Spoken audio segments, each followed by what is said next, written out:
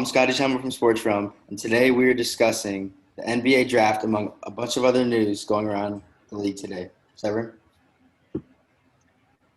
Yeah, so the NBA draft happened on November 18th, and we all know that there were three big names: Anthony Edwards, James Wiseman, and LaMelo Ball. It was up to debate who would go where. I kind of figured Anthony Edwards would go number two. Anthony Edwards would go number one or three. I figured James Wiseman was locked in with the Warriors, and then LaMelo or Anthony Edwards could go to the Hornets or the Timberwolves. But we saw it play out just like we expected. Not too many surprises besides Patrick Williams at four, which was surprising, but we'll expect him to do well in Chicago.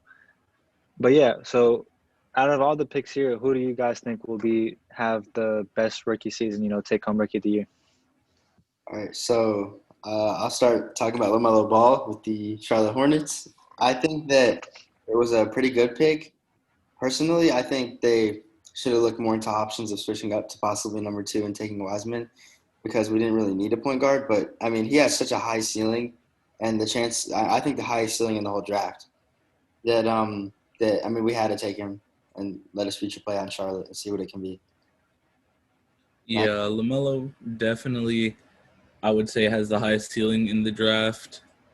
But a sleeper, a guy that I personally I'm really a really big fan of is Obi Toppin. I really hope he comes out and balls for the sorry New York team right now. Yeah. So I'm really hoping he comes and shows out his rookie season. Yeah, me too. I think that he could be something he has like a LeBron James figure. Like he can go out there and his dunks are unbelievable. Oh yeah.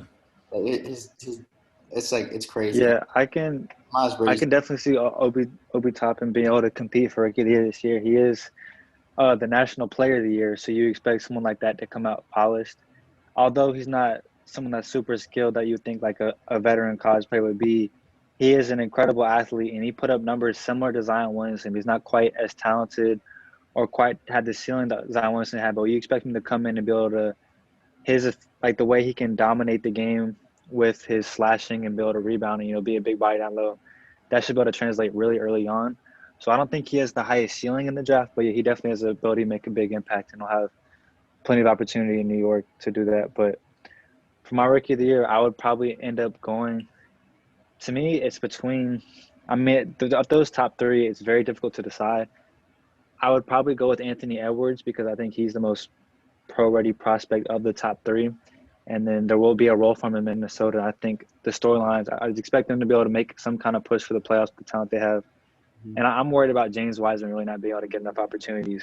So I expect Anthony Edwards to, show off his scoring ability early and really lead the league and lead all rookies in scoring and be able to take home that award early and show that he's worth the number one pick. Yeah, I personally don't think it is that big of a deal, but did Anthony Edwards comment on him being a football fan first, and did that make you feel any type of way? I always likes to troll, bro. I think he likes to troll. To be honest, I don't know. I just he be saying stuff like that. I think he like to troll. To be honest, I feel like LaMelo has won it out of the whole league. He probably with the Hornets. He probably has the biggest chance to have a lot of scoring, but that's not mainly his game. I mean, it's in there, 17 points per game last year. So, I'm not sure how that's going to play out with him. Yeah, I like LaMelo's ceiling. He definitely has potential. I guess we'll move into who I think is the best career outlook. It's so tough to decide because I think Edwards is the most pro-ready prospect of the three of them, and his ability to score he'll be able to score in this league without a doubt, in my question, with all the tools that he has and his potential on defense. But yeah, LaMelo's ceiling with his scoring ability, shooting, and playmaking is sky high. And James Wiseman, the tools he has at his size to be able to stretch the floor and be a big body down low with all the tools that you expect. I think LaMelo has the highest ceiling of anybody in the draft. But, I feel like James Wiseman, it's really tough to decide, but I would probably take James Wiseman if I were to pick anybody in this class to be the best pro prospect throughout their career or be the best pro player. Just because he already has so much going for him. He's already so gifted with his size. But, yeah, I would not be surprised at all if Anthony Edwards or LaMelo Ball becomes a superstar and stand out in this class. Me too. I agree. Anthony Edwards is definitely – he's for sure the most pro-ready. I'd say he's got the size for it. He's ready for it. And a lot of like rookies and young guys when they get into the league, that's when they start building muscle and start getting bigger. But I mean, he's ready. He looks the part, and Yeah. I said almost the same. I mean, I say the same for Obi Toppin too. I think he's pro ready, and I think he'll have an impact. Yeah. Yeah, his finishing ability and efficiency. So yeah. Yeah, I do have to say James Wiseman is, of the top 3 picks at least, James Wiseman is surrounded by the best front office of the 3 by far. The Timberwolves and the Hornets have not shown to be the best historical franchises, but the Warriors, first year not making the finals in the last 5. He's going to be surrounded by great talent, so I think that is going to give him a slight edge. Yeah, I mean, Yeah, he's definitely. I mean, I'm okay. Minnesota Timberwolves. They got something going with Anthony Edwards, D'Angelo Russell, Karl Anthony Towns. I know, but we saw Zach LaVine, Andrew Wiggins, and Towns, and it didn't get done. They made the playoffs once with Jimmy Butler, but they don't. I mean, I expect. I mean, Towns and D'Lo have a lot of potential together. The strong 2-man game. If they can both continue developing, it's a scary offensive duo. They're going to struggle. The Cat has to get better on defense for that team to be a legit threat one day. But yeah, Karl Anthony Towns is incredibly gifted on the offensive side of the ball. And they have so much potential. They just can't put it together. And what Max is saying, yeah, James Wiseman, he will have the opportunity. Like Anthony Davis, you saw someone who was so talented, but he didn't get that kind of credit until he played with a fantastic team and has those big playoff moments. James Wiseman will be able to put together those kind of games early on in his career, and that's a huge advantage. It won't let him put up as big of numbers his rookie year, but it's a huge advantage on his other classmates in this class. They're just trying to go for Gasol, weren't they? Yeah, they're ready to bench James Wiseman and let him learn from a veteran, but it looks like he'll get more opportunity without Gasol there. Yeah, and I'm sure that would be fine, like learning from someone like Gasol, but I guess we'll see what happens there. Yeah. So let's move on to Milwaukee, the Bucks. They made a trade, but it didn't really go. A trade-ish. Let's talk about that. Yeah, the trade they eventually made had all sorts of moving parts, but the main thing to take away is we started off this free agency season kind of even before free agency actually started with the Milwaukee. The big name they grabbed was Drew Holiday, which is a big deal for Milwaukee because we all know that there's a ticking clock on Giannis.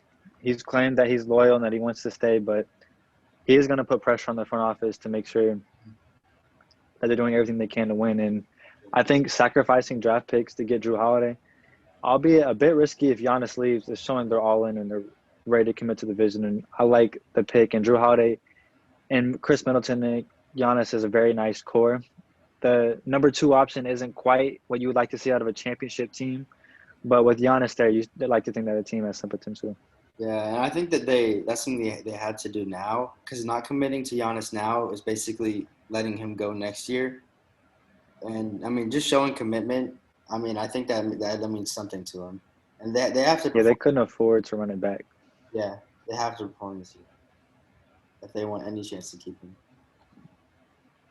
So let's move on to OKC, the tank job, and they're loaded, like completely loaded with picks. What is it, 17 in the next 6 years? Yes, I think 2026. This man's playing 2K out here. But yeah, I mean, I feel sorry for Thunder fans, to be honest. I think they came out well with that. I've said that before against the Clippers trade.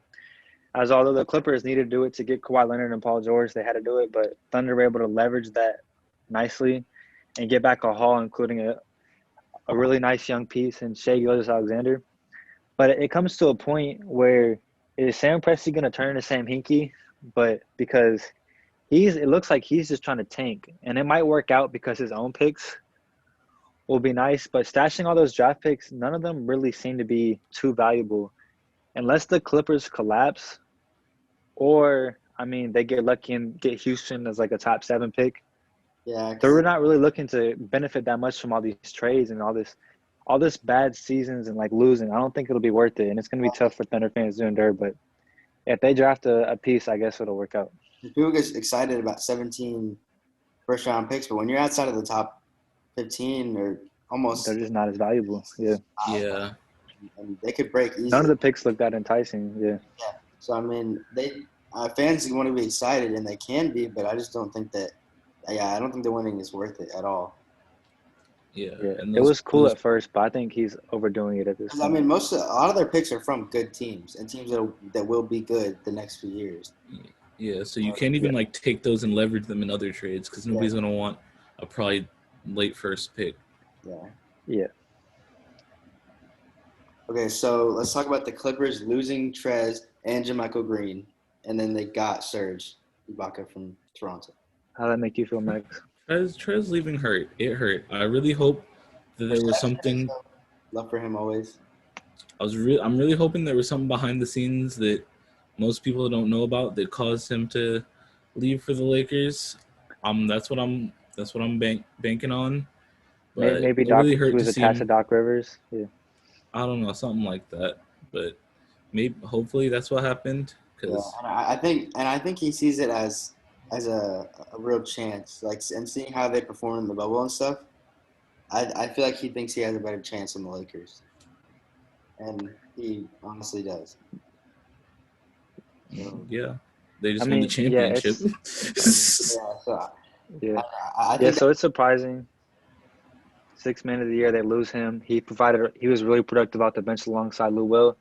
But in the postseason, when it came, Trez's lack of size really hurt him on defense, as Nikola Jokic is a monster of a player, and his ability to abuse mismatches and just completely dominate on offense was really shown against Trez. Nice. So, Max, how do you feel about them losing Trez and bringing in a guy like Serge Ibaka, known for his ability to stretch the floor and provide some more rim protection? Serge Ibaka I'm really happy with that pickup. After losing Trez, that's probably at the moment that they made the signing, that was the best move they could have made, in my opinion. So I'm really glad that we could have picked somebody like him up. Good veteran player, championship DNA, gets to reunite with Kawhi. So I'm really happy with that pickup. He's really useful. Yeah. I think looking at that, I mean, the Celtics, Serge Ibaka was a coveted asset, as you said. And the Celtics, I mean, they want to make a push, but they didn't. But, I mean, I guess it wouldn't make as much sense for them because when we look at Boston, they're in need of rim protection, which Serge Ibaka will provide, but we also need somebody who can clean the glass because our team is pretty much eternally struggling on the glass, and we're always struggling to get a board man. We haven't had someone average double-digit rebounds since 2007, the longest drought in the league. Yeah. And Serge Ibaka is a great pick-and-pop player, and he's very versatile, but he's not really a board man, as you would say. Yeah, so the Celtics ended up electing Tristan Thompson, which, I mean, he's a solid pickup, but I expected Boston to make more moves. We were supposed to get something out of the Gordon Hayward trade, but we ended up just with Jeff Teague and Tristan Thompson. And, I mean, we have a nice young core, but I would like to see our team do more retooling than just lose Gordon Hayward. So moving on to Gordon Hayward and the Charlotte Hornets, he signed a 4-year, $120 million deal with them, and he'll be joining LaMelo in Charlotte. What do you think about that, Max? Yeah, Gordon Hayward had a lot of noise early. Yeah. I mean, I don't – yeah, Max, what do you think? I'm just saying let's hope that Gordon Hayward does not flame out and end up as another situation of the Hornets giving somebody a terrible contract again. I'm scared. I mean, I'm just scared of that. And I guess it's because, that's a fat contract. And then I get texts from a bunch of people yesterday look at this. It's the next Nick Batum. This is the next Nick Batum contract. You're going to be paying Nick Batum $9 million in 2025. Yeah, he's getting the Luol Deng treatment. Just sit at home and we'll pay you every year. But, yeah, I mean, Gordon Hayward, I think it's definitely – there's a lot more upside than Nick Batum. Nick Batum, you would think whenever he signed that contract in 2016, salary cap had absolutely exploded. Mm-hmm. So, I mean, everybody was getting paid. Evan Turner was getting a $68 million contract that year.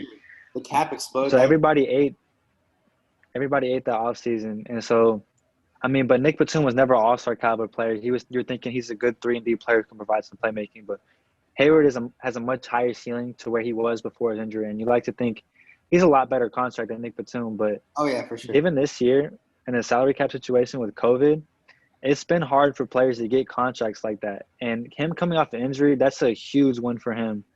to be able to secure that in the kind of climate we have with COVID and the salary cap being in question, because a lot of teams were hesitant to be able to dole out that amount of cash. But Michael Jordan called him up and he made sure that he got his bag. And I mean, shout out Gordon Hayward. I mean, everybody's raving about his agent being able to get that kind of contract. Yeah, I see it as I mean, we're gonna have a different look in Charlotte with Gordon Hayward and LaMelo probably both starting. So I mean, Coach Borrego has to figure out what lineup he wants to go around that and what way he can see to develop Miles Bridges at the same time and all those guys. So and Malik Monk. So he's got a lot of young talent. He's gonna have to figure out how to incorporate that with Gordon Hayward and the older guys. Wait, who is the starting center for the Charlotte Hornets right now? Is it still Cody Zeller? I think he's I mean, I know that they re-signed Bismack Biyombo, but yeah, I mean, they have a nice set of perimeter players to work with LaMelo Ball, Devontae Graham coming off an outstanding season, or at least outstanding improvement from the season before. I'd like to see him play off ball and really emerge as a top 3-point shooter. His ability to create shots and be able to hit the kind of shots he can take. And then Gordon Hayward. So I mean, you like their perimeter play, but yeah, down on the post, it's looking kind of bare right now, and they'll have to work on that for years to come. But I think right now they should focus in on cultivating the talent and making sure Gordon Hayward is getting acclimated into the system. Well, that's the only reason I considered trading up for Wiseman, was for that reason, because we do need a center. Yeah. He would have fit perfect for our system, because that is our top need is a starting center. We even said it during the draft. But but LaMelo's too good of a talent. I don't regret it, and we'll see how this plays. It's not a bad pick at all. Yeah. So, Severin, let's switch to our last topic, your Boston Celtics. Tristan Thompson and Jeff Teague. Let's talk about Jeff Teague. Yeah, going back to Boston, with Gordon Hayward, the Boston Celtics really had a lot of options. Gordon Hayward had a lot of noise. He turned down a $34 million player option, which kind of turned a lot of people's heads wondering, what is he thinking? But he ended up getting paid. But one of the destinations that he had in his mind was Indiana Pacers. And the Celtics were looking to trade Gordon Hayward for Miles Turner and another piece. There's rumors that Danny Ainge asked for Victor Oladipo or TJ Warren, which I don't know how true they are, but in that case, he's kind of asking for too much. But Danny Ainge is known for holding on to his assets and asking for too much. He never wants to lose a trade. Yeah. So I think it kind of hurt us in the end, because we couldn't get Miles Turner. We let Gordon Hayward walk for nothing. But at least Indiana Pacers aren't a contender that's going to – at least Gordon Hayward isn't going to come back to, make us pay, because I'm sorry, but the Hornets aren't going to make the Celtics sweat this season. But we'll see. I mean, the Celtics, we have a really strong core. We still need size, because we don't have anybody that can handle a dominant paint beast like a Joel Embiid. But other than that, I mean, I still like our outlook for the seasons to come. We have a really strong, nice young core. Well, I mean, some nights Tristan Thompson can be up there. He can be a dominant big man, but he's 6'8", and then Daniel Tice is like 6'9", so we don't have anybody that can hold Anthony Davis or Joel Embiid. We're too small right now, and we need somebody that's big. Real height, But picking up Jeff Teague was a good way to make up for Brad Wanamaker's department to Golden State. Yeah. He's gonna be a full-on backup point guard for him. And he'll be getting some minutes. So I guess that's good for him in his career. Yeah. Yeah, I like the outlook a lot. I mean, I like that pickup a lot. Not really. There's no downside with him. He's a great veteran player, former All-Star at one point. So yeah, he'll be nice for our bench. Tristan Thompson, Jeff Teague really just made to round out our bench and make sure that we can still compete in the second unit. But we still have some glaring needs, as our ability to defend different looks is really what cost us in the end of the playoffs last year. All right, well, thank you guys for listening. Make sure you check out us on Anchor, Spotify, anywhere you find your podcast. Subscribe to our YouTube channel, like and comment, and subscribe. Thank you. Sports Out.